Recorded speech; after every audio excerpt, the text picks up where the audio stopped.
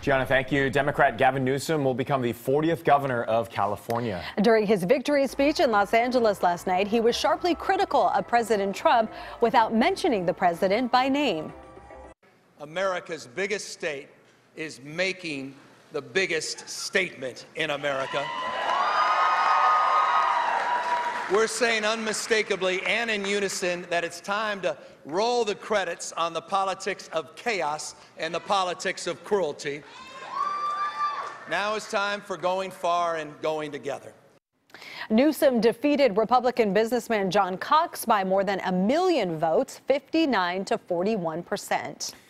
Let's take a live look in Washington, where there has been a shift in the balance of power at the U.S. Capitol. For the first time in 8 years, the Democrats have won control of the House. This morning, Democrats holding 219 seats to the Republicans' 193. Voters flipped more than 24 seats that were held by Republicans. Meanwhile, House Minority Leader Nancy Pelosi, who represents San Francisco, cruised to victory last night. KPIX 5 political insider Phil Mateer explains what big Democratic wins like this mean for us here in the Bay Area. It means that we will be heard again, and we will be heard on issues of everything from immigration and health care, but also to our needs, water, roads. And it helps also that Dianne Feinstein is going back for another term. And they're all from Northern California as well, as was Kamala Harris, our other senator. So the Bay Area was a pretty big winner when it comes to political clout in this election as well. And it appears that new voters were key in the Democratic effort to win control of the House. According to CBS News exit polling, 17% of those casting a ballot yesterday were voting for the first time. Independent voters also leaned Democrat this time around, in stark contrast to the 2014 midterms when they favored the GOP. I'm Ann Makovec at the live news desk with a rather perplexing tweet from the president about a half an hour ago at 5:30. He showed support for Nancy Pelosi now that she is looking to take back House leadership. He said, in all fairness, Nancy Pelosi deserves to be chosen Speaker of the House by the Democrats. If they give her a hard time, perhaps we will add some Republican votes. She has earned this great honor. Now, the two have butted heads, well, for basically the entire Trump administration. President Trump has blasted Nancy Pelosi's, quote, socialist agenda. He did call her last night after it became clear that Democrats had won control of the House. We'll see if their relationship has at all changed. Kenny and Michelle. All right, and thank you for that update.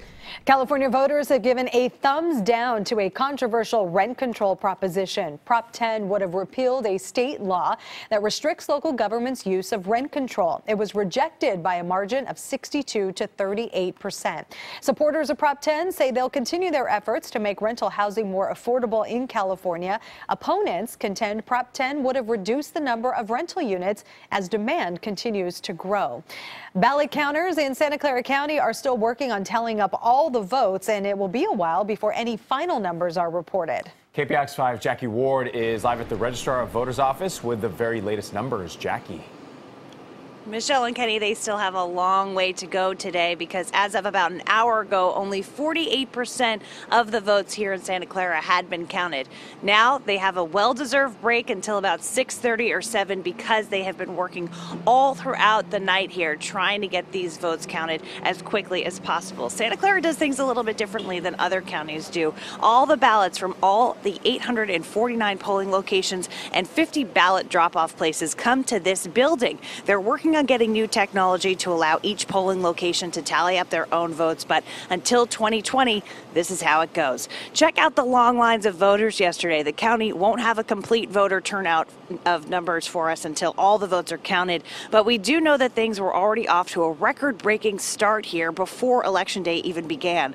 More than 250,000 people voted early and nearly 900,000 people registered to vote. At 8 p.m. when polls closed, 198,200 ballots were tallied.